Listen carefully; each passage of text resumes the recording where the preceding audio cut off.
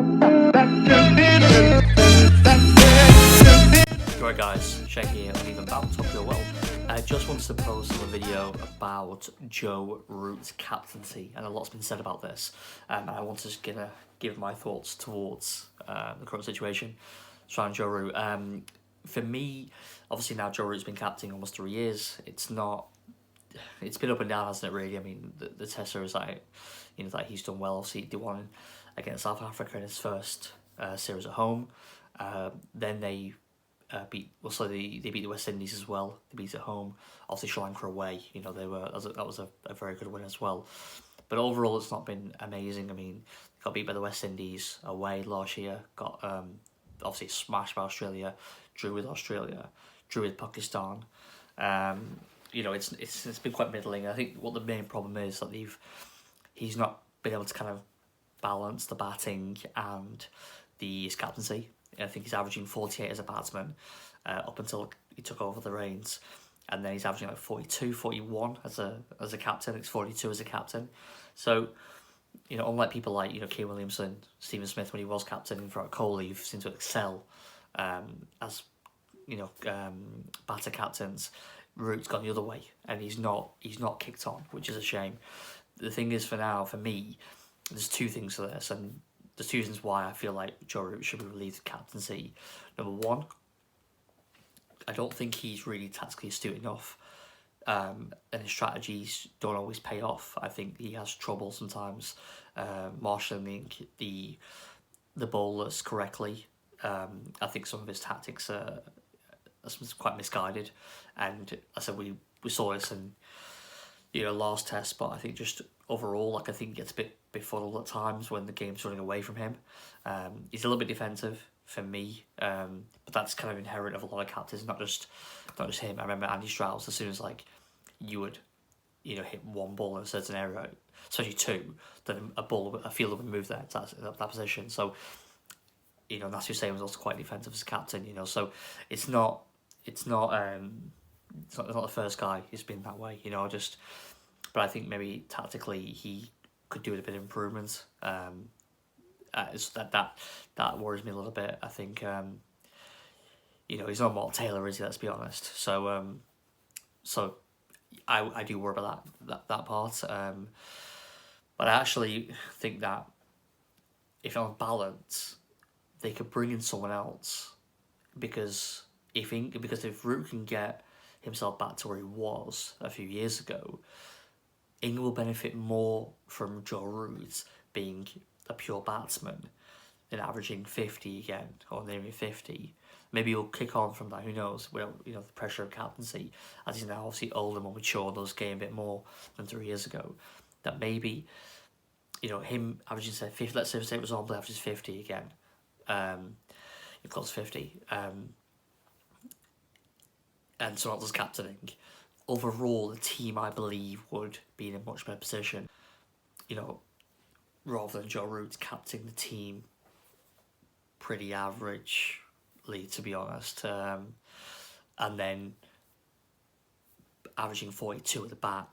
I think if you have that as one option, or option two, which is him averaging 50, and someone else coming in to captain the side, I think that would be a lot better for the overall team.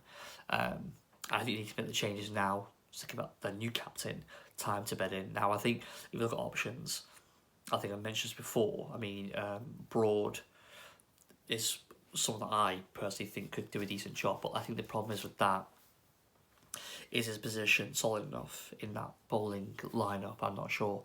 Is he going to go to the Ashes? Be 35 then. He might go, but there's no guarantee he will do. No guarantee he will go.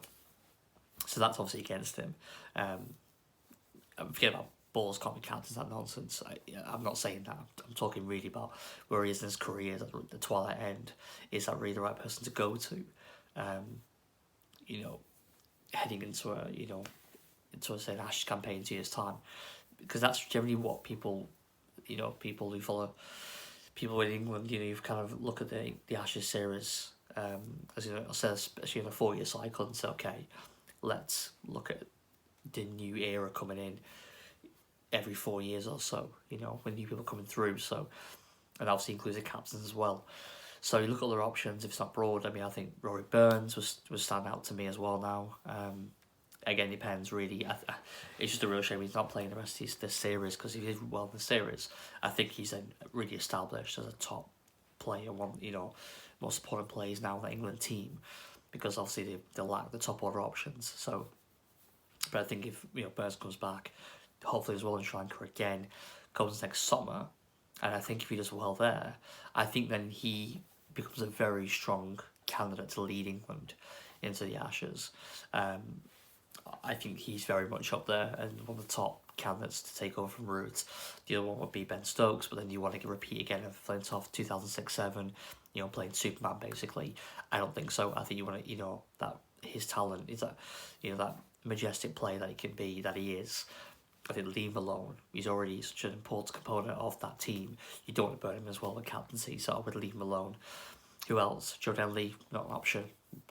Not good enough probably to stay himself long term in the team, and also he's like his age, same thing as Broad, the same age, 33. Who else? Josh Butler, maybe Josh Butler again. Not spent his place in the team, so is it a case of your captain first, playing second? I don't think we really want that. They don't have the luxury of that, and you've got options who can replace Butler, so I'm not really in favour of that. I don't think Josh Butler as well. I don't know what his place is like in the dressing room, but he seems quite a mild-mannered guy. So I'm not sure if that's what they really need. But so does Rory Burns as well. But Rory Burns as captain is counted to a championship. So I like the idea of Rory Burns, especially the fact that Josh Butler as well is a keeper. So do you want to keep a batsman and captain? I'm not sure. I'm not convinced on that. I think that's a good option. And who else? I mean, obviously Root and Pope are there. Obviously they're an option. So to me, Rory Burns probably the one that I'd say is, if he does well with the bat, continues to do well with the bat, he's a shoo-in. I'd say I don't see many other options, to be honest. So it'd be interesting to see. But yeah, I personally think from a technical point of view, from his own captaincy, kind of captaincy ability that I can see on the pitch, I don't think it's that good to say he's a wonderful captain, he needs to stay captain going forward. I think it's just not, it's not really working out. And like I said, I think England would benefit far more from him getting back to where he was a few years ago with the bat, be completely unburdened from captaincy and having someone else lead the team. I think England would benefit far more from that, because ultimately they are a fairly weakish top seven, so they can get Root back to batting how he is and start competing with the likes of your Williamsons and your Kohlis and your Smiths at test level, trying to hit those heights, because he's 29 now. He's getting to the peak of his career. This is the time now we should really be seeing, a really, really good, consistent performing Joe Root. These are the prime years for him. So do we want to see him waste away because he's captaining? It's a shame. He's one of the talented batsmen. I want to see him to go and kind of emulate these other guys that I mentioned, so yeah, all right, well, anyway, let's see how it goes. Just my thoughts. Again, guys, please comment below. Don't forget to like the content, if you like the video, if you like the content. Do, as I said before, please do comment. Very importantly, comment, get some debate going, and obviously, finally, do subscribe. All right, guys, hope you enjoyed it, and I will catch you on the next one. Cheers.